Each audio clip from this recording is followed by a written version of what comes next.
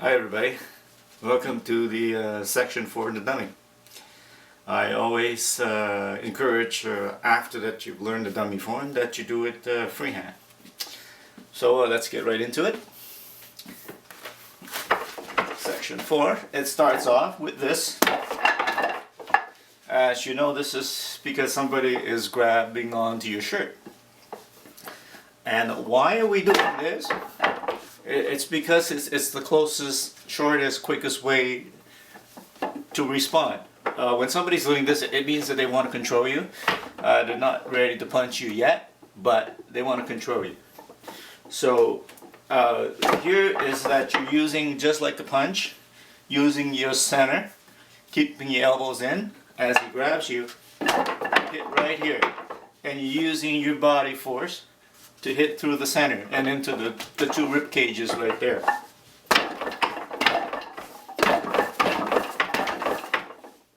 Now this would work assuming that you are Chun, a young woman, preferably around, let's say you weigh 100 pounds.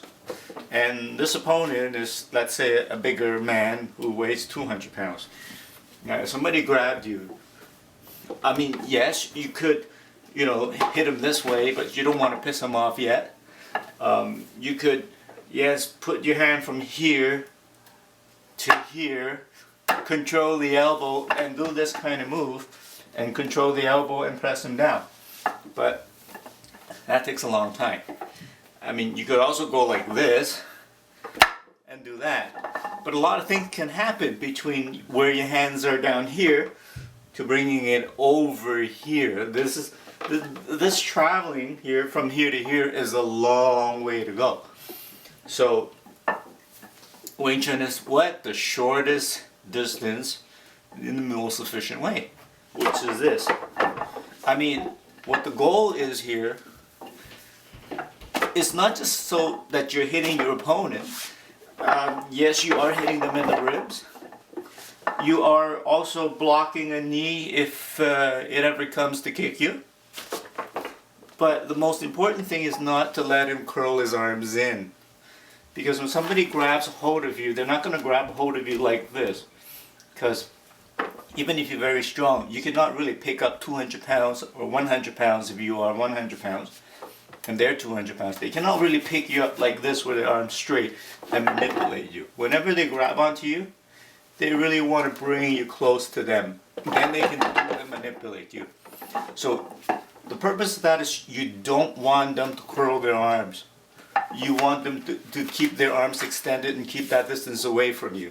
Because once they curl their arms in, they will have control of you, assuming that obviously they're 200 pounds and assuming that, let's say, you're 100 pounds.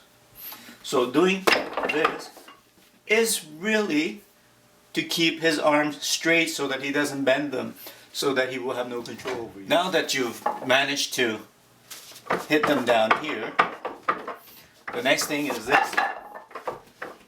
When you do this, you're not really there to hit his arm away, but you're here to obtain the center.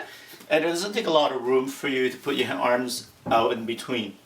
There's always lots of room, and you're obtaining now the center here, and you're hitting right here the jaw. You want to support the jaw, and then once you get the jaw, you're pushing from the hip, from down here, up, supporting your elbow with your hip and your body.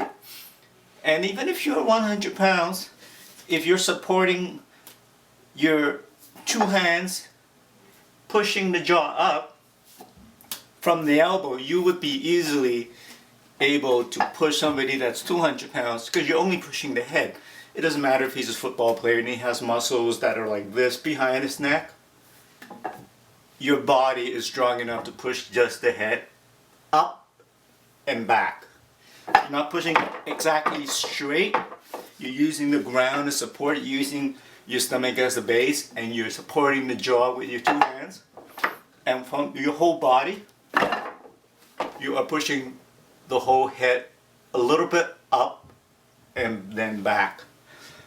Of course, you could also do the eye jab at the same time if you're really, really small and the guy's really, really big. As you're pushing them in the jaw backwards, you can do the little thumb thing. So, a person gets hit in the ribs, they will feel it. And they will not be able to curl their arms. And then the next thing you do is you push them back from the head. And if the head starts to tilt, the rest of the body will follow, and they'll be stumbling backwards. So that's the first part of this section 4.